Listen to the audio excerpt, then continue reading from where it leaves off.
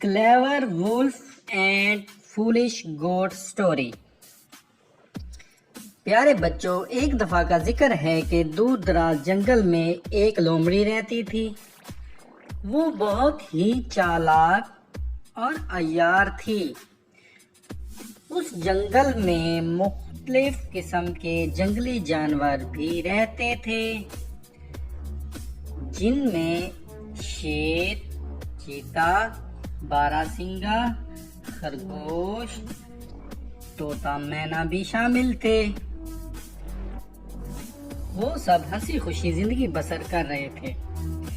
ایک دن صبح سویرے چالاک لومڑی اپنے گھر سے دانا پانی کی تلاش میں نکل پڑی۔ کافی سفر کرنے کے بعد چالاک لومڑی کو گرمی کی شدت کی وجہ سے پیاس محسوس ہوئی۔ چالاک لومڑی نے پانی کی تلاش شروع کر دی۔ چالاک لومڑی کو پاس ہی ایک کنویں میں پانی نظر آیا، جس میں پانی بہت گہرا تھا۔ چالاک لومڑی پانی پینے کی غرض سے کنویں میں کود گئی۔ ٹھنڈا اور میٹھا کنویں کا پانی پیا اور اپنی پیاس بجھانے کے بعد کنویں سے باہر نکلنے کی کوشش کی، لیکن کنواں تھوڑا بہت گہرا تھا، اس لیے باہر نہ نکل سکی اور مایوس ہو کر بیٹھ گئی۔ اسی کنویں کے پاس ایک بکری کا گزر ہوا۔ بکری نے کنویں میں جھانک کر دیکھا۔ چالاک لومڑی سے پوچھا کہ بڑی بی کنویں میں کیوں کر بیٹھی ہو؟ چالاک لومڑی بہت ہوشیار تھی۔ بکری کو الو بنانے کی غرض سے فوراً بولی، بس بہن، پیاس اور گرمی لگی ہوئی تھی تو کنویں میں نہانے اور ٹھنڈا میٹھا پانی پینے کے لیے آ گئی ہوں۔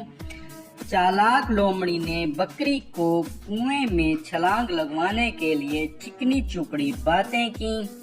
بکری چالاک لومڑی کی چکنی چپڑی باتوں میں آ گئی اور بغیر سوچے سمجھے کنویں میں چھلانگ لگا دی۔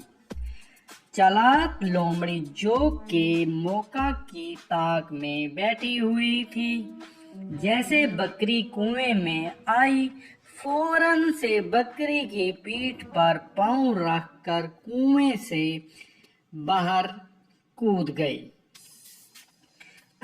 اب بکری کنویں میں جا چکی تھی اور چالاک لومڑی کنویں سے باہر آ گئی۔ چالاک لومڑی ہنسی اور بکری کو بولی کہ میں تو کنویں میں پھنس گئی تھی اور تم میری چکنی چپڑی باتوں میں آ گئی اور کنویں میں چھلانگ لگا کر بہت بڑی غلطی کی ہے۔ اب یہیں کنویں میں سوکھتی سڑتی رہو، میں تو چلی اپنے گھر۔ چالاک لومڑی یہ کہتے ہوئے اپنے گھر کو چل دی۔